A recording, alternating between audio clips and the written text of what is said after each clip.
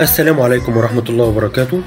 ميعادنا بكرة إن شاء الله الساعة 10 بين النادي الأهلي والوداد في مباراة الإياب في نهائي دوري أبطال أفريقيا. قاعد بفكر مع نفسي، يا ترى النادي الأهلي هيلعب إزاي؟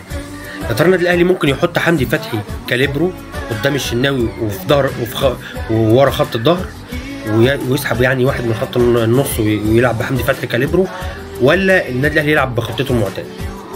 أنا من امبارح عمال افكر حتى وانا نايم الاهلي يلعب ازاي.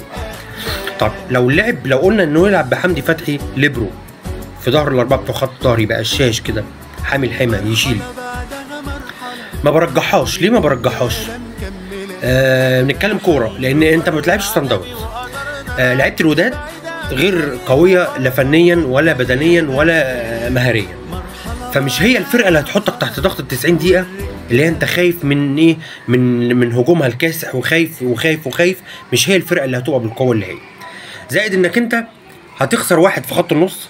لو خط النص اتاخد منك، ما انت هتاخد حمدي فتحي. لو خط النص اتاخد منك من حمدي من ديانج ومروان او السوليه ومروان ايا كان، هيمتلكوا زمام الامور. فانت هتبقى اديت فريق الوداد حجم اكبر من حجمه. انا اعتقد ان الاهلي مش محتاج الخطه ان هو يلعب بحمدي فتحي ليبرو دي خالص، ولكن الخطه المعتاده بتاعتنا 4-3-2-1 اللي هي الشناوي في حراسه المرمى، 4 في خط الظهر من اليمين للشمال، محمد هاني باك يمين، علي معلول باك شمال، 2 سنتر باك، 2 مساكين، محمد عبد المنعم وياسر ابراهيم، 3 في خط النص، 3 محوريه ارتكاز، حمدي فتحي وديانج ومروان او السوليه مش عارفين، بس نقول حمدي فتحي وديانج ومروان. جناح يمين هو بيرسيتاو، جناح شمال حسين الشحات، مهاجم صريح محمود عبد المنعم كهربا. النادي الاهلي نتمنى ان هو ما يديش المباراه اكبر من حجمها. حد هيقول لي ده نهائي، ما يديش الوداد اكبر من حجمه. بجد ده كلام كوره، مش كلام رياء ولا كلام مثلا ان انا بذم في الوداد. ما يديش الوداد اكبر من حجمه. احنا الاعلى فنيا وبدنيا وذهنيا ومهاريا وخططيا وتكتيكيا، احنا الاعلى. المباراه بتاعت الذهاب كانت المفروض تخلص 4-5 ان ما كانتش على الاقل تقدير 4، لولا الظلم التحكيمي ولولا لحظات السرحان بتاعت لعيبه الاهلي واضاعه الفرص السهله. الوداد كان نسبه الاستحواذ في المباراه الاولى 25% والاهلي 75%. يعني لو بنلاعب فرقه درجه 5 كان هيبقى الاستحواذ بتاعه اقوى من كده. حد هيقول لي ان الوداد هيبقى على ارضه ووسط جمهوره والجمهور ليه عامل. اكيد الجمهور ليه عامل، ولكن اللعيبه المصريه لعيبه الاهلي بصفه خاصه ما بتحطش في دماغها الجمهور، لان هم لو عندهم الجمهور مليون في الاستاد، احنا عندنا يضرب مليون في 3. كفايه تعداد سكان مصر يعني، وكفايه جماهير النادي الاهلي في انحاء الوطن العربي كله. فمش فارقه موضوع طبعا ليها حافز انها تحفز لعيبتها، لكن ممكن لعيبه النادي الاهلي تاخد الجمهور ان هو يحفزهم اكتر على ان هم يبقوا مصحصحين ويبقوا كويسين، وما ينتبهوش كمان لاي تحكيم للحكم. اخلص انا بايديا، اخلص بايدي. النادي الاهلي لو في اول الشوط الاولاني، او طبعا عامه في مجمل المباراه، بس هنقول لو في الشوط الاول النادي الاهلي قدر يحرز هدف، فهو اربك حسابات الوداد المغربي بطريقه كبيره جدا. واعتقد ان يبقى النادي الاهلي نقول خد المباراه.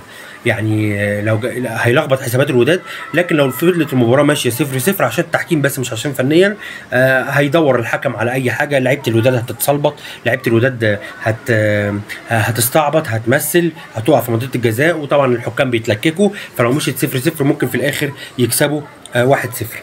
لكن لو النادي الاهلي قدر يسجل، النادي الاهلي لو في فترات من المباراه قدر ان هو يضغط عليهم، وهم في الدفاع عندهم الباك اليمين والباك الشمال ما بيرتدوش كويس في الدفاع بعد ما بيكونوا بيهاجموا. لعيبه النادي الاهلي عليها الالتزام بالهدوء، عليها النادي الاهلي عنده خبره النهائيات بصوره قويه جدا. خط الدفاع عندنا بصراحه ما فيهوش ادنى مشكله. علي معلول ان شاء الله هو اللي هيجيب الكاس. اللي هو زعلان من الغلطه اللي هو عملها، هي ما تعتبرش غلطه، ولكن انا بتفائل دايما طالما علي معلول نقول ان هو غلط في كوره جت جول، ما بيفوتش ومش هيعديها علي معلول، وهو اللي هيجيب لنا الكاس، او بمساعدته هو اللي هيجيب لنا الكاس. مباراه عاديه زي اي مباراه. الشوط الاولاني انتهى في القاهره 2-1، الشوط الثاني في المغرب في كازابلانكا. قلت مرارا وتكرارا من قبل المباراه اللي فاتت ومن بعدها لحد دلوقتي، لو هيلعبونا كوره بس النادي الاهلي هناخد الكاس واحنا مغمضين. لو هنلعب كوره بس احنا هناخد الكوره واحنا مغمضين.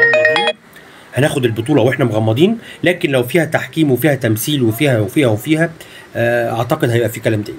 على لعيبه النادي الاهلي عدم الالتفات للجمهور، على لعيبه النادي الاهلي عدم الالتفات للتحكيم، على لعيبه النادي الاهلي عدم الالتفات والانجراف لاستفزاز وتمثيل لاعبي الوداد المغربي اللي هي معروفه عند شمال افريقي، مغرب، جزائر، تونس، بيعرفوا دايما بخصوصا الاهلي، يعني قدام مصر وخصوصا الاهلي ما بيعرفوش يلعبوا الاهلي فنيا، لا يقعوا امثل، اقع امثل، اتصلبط على الحكم، ارشي الحكم، اعمل مش عارف ايه، اعمل ايه، هو كده بالطريقه دي بيكسبوا الاهلي. لكن فير تلعبوا الاهلي فير كوره فير، هتلعبوا الاهلي مش هتعرفوا تعملوا حاجه، مش هتعرفوا تعملوا حاجه.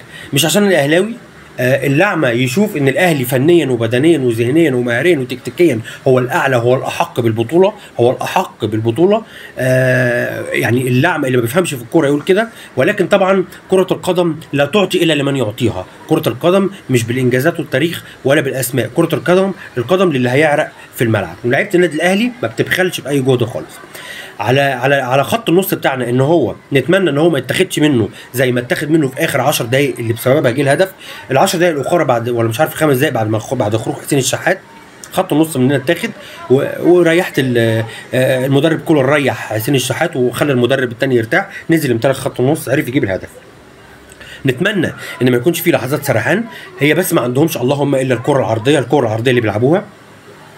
بيتمركزوا المهاجمين بتوعهم بيتمركزوا كويس في العرضيات، وبيلعبوا العرضيات واو لفه في مستوى مش بالونه، فبيلعبوها بطريقه كويسه. نتمنى ان خط الدفاع بتاعنا يكون صاحي ومركز وفي تشتيت الكرات العرضيه. طيب نتمنى كمان من خط النص بتاعنا ان هو يكون مركز، ما يتاخدش منه خط النص. مروان عطيه العب الكره اسرع من كده، ديانج دايما العب الكره لقدام. اكتر واحد في خط النص يمكن اكتر من قفشه اللي هو صانع اللعب، اكتر واحد بيعرف ينقل الفرقه بتاعت النادي الاهلي من وضعيه الدفاع لوضعيه الهجوم في كسر من 10 من الثانيه، هو اليو ديانج بالدريبلينج اللي بيعمله، بالباص سير اللي على الارض الكويس جدا، بالباص سير الطولي الكويس جدا. نتمنى ان ديانج، حد هيقول لي سايب الدنيا كلها وماسك في ديانج، اتمنى ان ديانج يكون فايق وينفذ الحركه اللي بيعملها دي. ياما كتير قوي نقل الاهلي من وضعيه الدفاع لوضعيه الهجوم، وهو اللي هيطبق المرتده، ولا اجمل ولا اروع اللي لو طبقناها هنروح نسجل هدف. النادي الاهلي لو ما كشش وانكمش، لازم النادي الاهلي ما يدافعش قدام الوداد من تلت ملعبه او من قدام منطقه الجزاء بتاعتنا، لا لازم ندافع قدام الوداد، نلعب زون ديفنس من خط النص او ونضغط على الاربعه بتوع خط الظهر. لو النادي الاهلي ضغط بكهربا وبحسين الشحات وبيرسي تاو ضغط مستمر طول 90 دقيقه على الاربعه بتوع خط الظهر اللي هم ضعاف في المستوى بتوع الوداد، هيبتدوا يشتتوا يلعبوا كور طوليه اللي هي على طول هتبقى من نصيب خط النص بتاعنا او من نصيب الاربعه بتوع خط الظهر بتوعنا، وبالتالي هتعرف تستحوذ على مجريات الامور. لكن لو سبتهم وبدات تتراجع من تلت ملعبك، عشان هيبتدوا هم يحضروا الهجمه كويس ويلعبوا ويعملوا خطوره عليك. المباراه سهله، المباراه بسيطه، المباراه صدقني النادي الاهلي بامر الله هيخلصها من الشوط الاول، هيخلص المباراه من الشوط الاول. ممكن النادي الاهلي يسجل هدف واثنين على عكس سير اللعب خالص. ما يلتفتش اللعيبه للحكام، ما تلتفتش اللعيبه لاستفزازات الجمهور، ما تستجيبش اللعيبه لتمثيل وصلبطه لعيبه الوداد. وان شاء الله هنرجع بالكاس بنسبه 90%. عندي ثقه لا محاله ان لعيبه النادي الاهلي هترجع بالكاس، مش عشان انا اهلاوي، لا علشان الاهلي هو الاقوى والاقدر والاحق والاجهز والاعلى فنيا وبدنيا وتكتيكيا وذهنيا ومهاريا.